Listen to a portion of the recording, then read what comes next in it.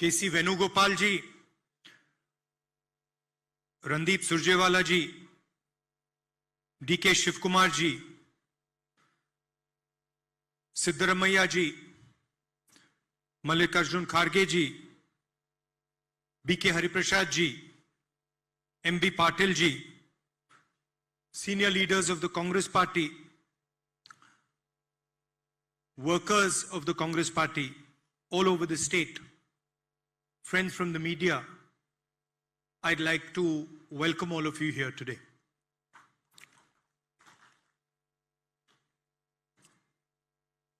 Am I going to do the interaction first? Later. Okay. We are faced with an election in Karnataka. And Karnataka has always had the spirit of the Congress Party. This is a natural Congress state. The other thing to be very clear about is that the current government of the BJP is not a legitimate government. It was not a government that was elected legitimately. It was a government which was made using financial resources and subterfuge. I'm very clear about a couple of things going forward. I think the first thing we have to be very clear about is that for us, we should not aim to win this election with a close margin. We should be very clear in our mind that we are going to get not less than 150 seats. And so we should start our calculations from 150 seats. This is not a difficult task. This is actually quite an easy task for the Congress Party. If we get together, if we fight together in a united way, if we fight on the right issues, and if we guarantee merit as the criteria for our candidates, for our leaders, for our workers. I do feel that it is very important that we promote people based on the service that they have done for the party. I don't think we should be promoting people based on likes and dislikes. And today in Karnataka, it's very easy to find out who is actually doing the work and who is not. And you can see on Zoom we have all the enrollers, and it is very obvious which are the people who are delivering for the Congress Party and which are the people who are not. And I think we should be absolutely ruthless with this idea. I don't think we should be deciding tickets based on past history, what a person has done 20 years ago. I think we should be basing tickets on the work the person is doing for the Congress Party today. And if that person is behaving in a loyal way to the party, if that person is giving his full effort to the party, if that person is a good representative of the party, then the party must ensure that that person is protected, that person is rewarded, and that person gets the relevant position in the party. So once again, I'd like to state these three principles. Number one, we should not fight an election to make it a close election. We should fight the election to make it a decisive victory for the Congress Party. Minimum seats, 150, not one less than that. Number two, we should make our decisions based on merit. And number three, we should reward those who have worked effectively, who have fought, defended the issues, and fought loyally for the Congress Party. Of course, it goes without saying that we need to reward our workers. And they should be very clear that when we do come to power in Karnataka, we are going to use the government in a way that defends the issues that our workers fought for, but we are also going to reward the Congress worker who gave his blood and his tears for the party. So that is from an organizational standpoint. I'd also like to speak about what is going on in the country, what the BJP is doing, and how they think about fighting elections. I speak a little bit in Hindi also, or would you like me to continue in English? Hindi also. तो देश के सामने, कर्नाटक के सामने सबसे बड़ा मुद्दा बेरोजगारी का है, जो हिंदुस्तान का इकोनॉमिक कोलैप्स हुआ है। महंगाई बढ़ी है, बेरोजगारी बढ़ी है, और जो जनरल हमारी जो स्ट्रेंथ होती थी, हमारी अर्थव्यवस्था, वो जो कमजोर हुई है, वो हिंदुस्तान के सामने सबसे बड़ा मुद्दा है। नोटबंदी के कारण, गलत जीएसटी के कारण, किसान बिल के कारण ये देश को नुकसान हुआ है। और आज देश की हालत यह है कि बीजेपी की सरकार चाहे भी वो देश को रोजगार नहीं दे सकती है। क्यों? क्योंकि जो शक्ति देश को रोजगार देती है, जो हमारे स्मॉल एंड मीडियम बिजनेसेस हैं, जो छोटे बिजनेसेस हैं, उनको बीजेपी ने खत्म कर दिया है, नष्ट कर दिया है। तो आज का हिंदुस्तान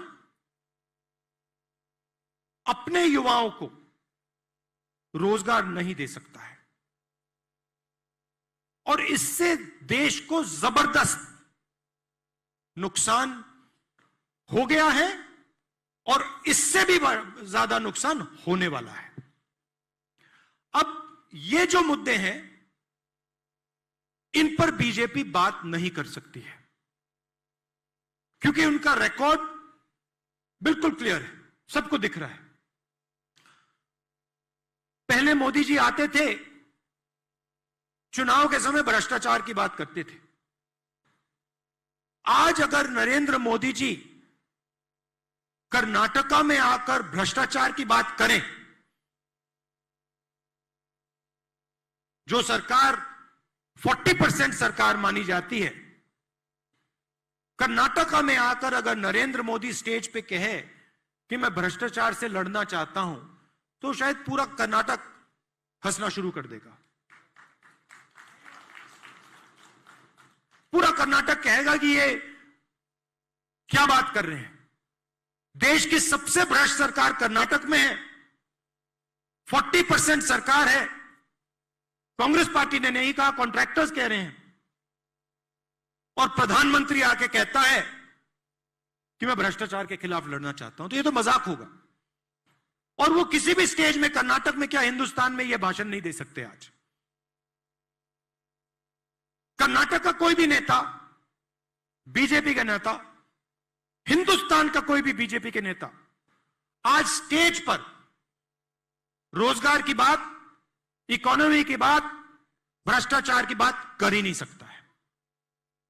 बीजेपी का लक्ष्य क्या है? बीजेपी का लक्ष्य गरीबों का जो पैसा है, गरीबों का जो हक है, उनसे छीनकर 2, 3, 4 सबसे बड़े उद्योगपतियों के हवाले करने का है। वो बेसिकली फाइनेंशियल ट्रांसफर मैकेनिज्म है।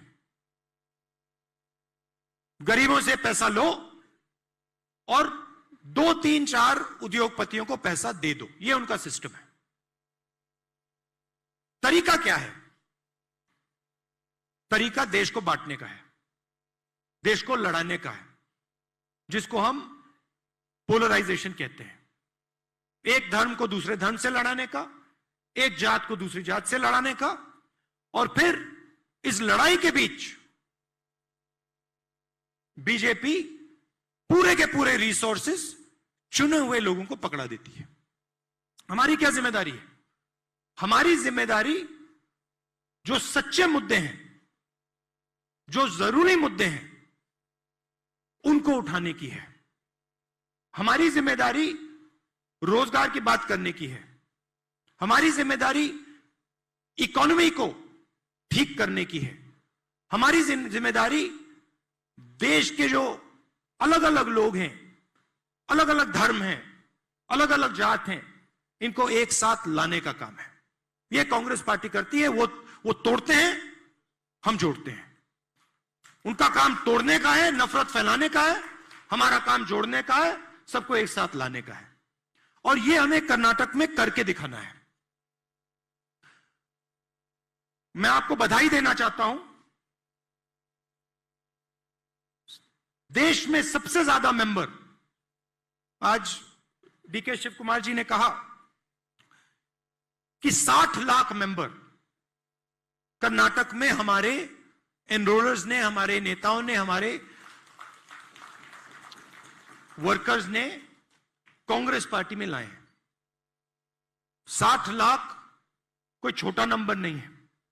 और इसमें से बहुत सारे जो मेंबर्स हैं वो युवा हैं, नए मेंबर्स हैं, नई सोच के साथ कांग्रेस पार्टी में आए हैं। इस चुनाव में हमें 2 चीजों पर फोकस करनी है, युवा और महिला। युवा और महिला। और जहां भी हम युवाओं को और महिलाओं को आगे ला सकते हैं, चाहे वो टिकट डिसीजन में हो, चाहे वो संगठन में हो, हमें अपनी पूरी शक्ति के साथ उनको आगे लाना है। एक तरीके से हमें कर्नाटक को एक नई कांग्रेस पार्टी दिखानी है, जो मुद्दों पे लड़े, लोगों को एक साथ लाने का काम करे, और जो बीजेपी के झूठ हैं उनको पब्लिक के सामने क्लैरिटी के साथ रखे। हमारी जब सरकार थी, हमने कर्नाटक में, दिल्ली में बहुत अच्छे काम किए थे। हमारा रिकॉर्ड, कर्नाटक की सरकार का, सिद्धरमैया जी की सरकार का, हमारी कांग्रेस पार्टी की सरकार का जो रिकॉर्ड है, बहुत अच्छा रिकॉर्ड है और बहुत अच्छा परफॉर्मेंस रहा था। तो उसे भी हमें दोहराना पड़ेगा, लोगों को बताना पड़ेगा हमने क्या किया था और आने वाले समय में हम क्या करने जा रहे हैं। तो ये मेरा आपके लिए मैसेज है। 150 सीट से एक कम सीट नहीं लानी है आपको। और आखिरी बात, सिद्धरमैया जी, डीके शिव कुमार जी, खारगे जी, जो हमारे सीनियर लीडर्स हैं, आपको तो मैं बहुत अच्छी तरह जानता हूं। काफी समय में पिछले चुनाव में आपके साथ घूमा, और मैं आपको कहना चाहता हूं कि सबसे जरूरी चीज, और वो मुझे दिख रहा है कि हो रहा है, सबसे जरूरी चीज, आप सबको एक साथ लड़ना पड़ेगा। आपकी सबसे बड़ी जिम्मेदारी, जिसको आप पूरा कर रहे हो मगर और गहराई से पूरी करनी पड़ेगी, आपको सबको एक साथ मिलकर 150 सीट कांग्रेस पार्टी को जितवानी है। तो ये मेरा मैसेज था। जहां भी आप चाहो, जब भी आप चाहो, मैं हूं। आप मुझे जहां भी ले जाना चाहते हो, कर्नाटका के कोने कोने में मैं आने के लिए तैयार हूं। और ज्यादा समय नहीं बचा है, मगर मुझ में पूरा भरोसा है कि भारी बहुमत से कांग्रेस पार्टी कर्नाटक में चुनाव जीतेगी, 150 सीट से ज्यादा जीतेगी, और फिर हम ऐसी सरकार बनाएंगे जो गरीबों के लिए, कमजोर लोगों के लिए, छोटे दुकानदारों के लिए, स्मॉल मीडियम बिजनेस के लिए काम करे और कर्नाटक को फिर से सही रास्ते पे लाए। बहुत बहुत धन्यवाद। नमस्कार।